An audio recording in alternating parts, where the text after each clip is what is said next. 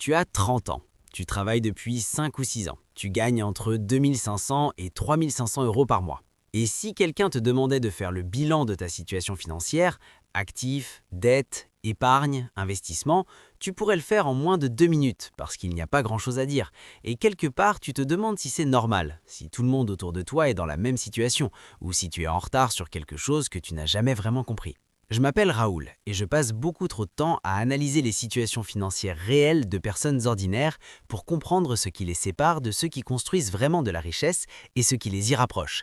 Et si tu es quelqu'un qui a la trentaine, qui travaille sérieusement mais qui n'a pas l'impression que sa situation financière reflète vraiment les années d'efforts que tu as investis, assure-toi d'appuyer sur le bouton s'abonner et de mettre un pouce bleu à cette vidéo si ça t'aide. Parce qu'aujourd'hui, je vais partager ce que j'ai trouvé en analysant les finances de 10 Français de 30 ans.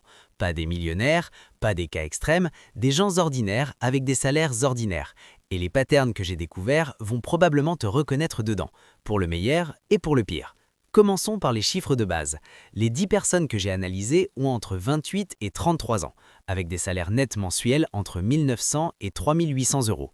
Certains en couple, d'autres célibataires, certains à Paris, d'autres en province, des situations très différentes en surface. Mais malgré ces différences, il y avait des patterns frappants qui se répétaient presque systématiquement. Pattern numéro 1, la quasi-totalité avait une idée très approximative de leur valeur nette réelle. Car quand j'ai demandé à chacun d'estimer leur patrimoine net, actifs liquides plus valeur des placements moins dette, la plupart donnaient un chiffre spontané. Et dans 7 cas sur 10, ce chiffre était significativement différent du chiffre réel calculé ensemble. Parfois plus élevé parce qu'ils comptaient des choses qui ne sont pas vraiment des actifs, parfois plus bas parce qu'ils avaient oublié des comptes ou des assurances-vie.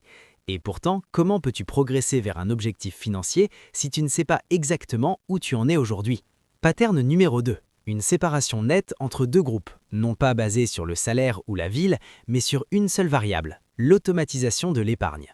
Le groupe A, 4 personnes sur 10, avait une épargne automatisée avec un virement qui partait vers un compte d'investissement dès le jour de la paye, sans décision mensuelle. Tandis que le groupe B, 6 personnes sur 10, épargnait ce qui restait à la fin du mois. Et dans 4 cas sur 6, ce qui restait était proche de zéro.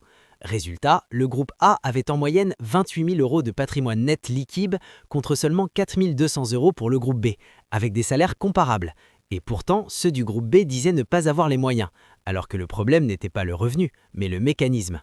Pattern numéro 3, la dette invisible.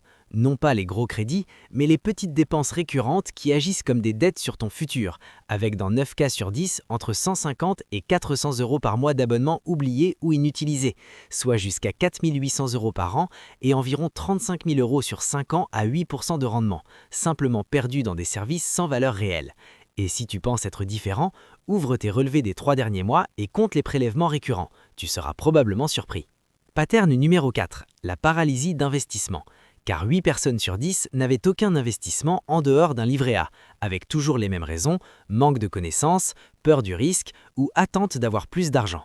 Alors que sur le long terme, ces blocages coûtent extrêmement cher, car historiquement, des indices comme le CAC 40 avec dividendes réinvestis ont offert autour de 8% par an sur plusieurs décennies, transformant 10 000 euros en environ 46 000 euros en 20 ans, pendant que beaucoup laissent leur argent dormir à faible rendement. Pattern numéro 5, le plus frappant, dans 7 cas sur 10, il existait un projet financier, achat immobilier, création d'entreprise, expatriation ou reconversion, présent depuis plus de 2 ans mais sans avancée réelle, non pas par paresse, mais parce que ce projet n'avait jamais été transformé en objectif clair avec un chiffre, un délai et une action mensuelle, car un projet sans chiffre reste un rêve, tandis qu'un projet structuré devient un plan concret. Au final, ces 5 patterns, méconnaissance de sa valeur nette, absence d'automatisation de l'épargne, poids des abonnements inutiles, paralysie face à l'investissement et projets non chiffrés, n'ont presque rien à voir avec le revenu, mais tout à voir avec les comportements et les mécanismes. Et voici 4 actions simples que tu peux prendre dès aujourd'hui. Calcule ta valeur nette réelle et écris ce chiffre, identifie et supprime tes dépenses récurrentes inutiles, mets en place une épargne automatique d'au moins 5% de ton revenu dès ta prochaine paye et transforme ton projet principal en objectif chiffré avec un plan mensuel. Car ces actions prennent moins d'1 heure, mais peuvent transformer ta trajectoire financière bien plus que n'importe quelle stratégie complexe. Et si ce contenu t'a aidé, mets un pouce bleu, abonne-toi et dis-moi en commentaire si tu te reconnais plutôt dans le groupe A ou le groupe B et quel pattern te parle le plus. Je lis tout et ça guide directement les prochaines vidéos. À la prochaine!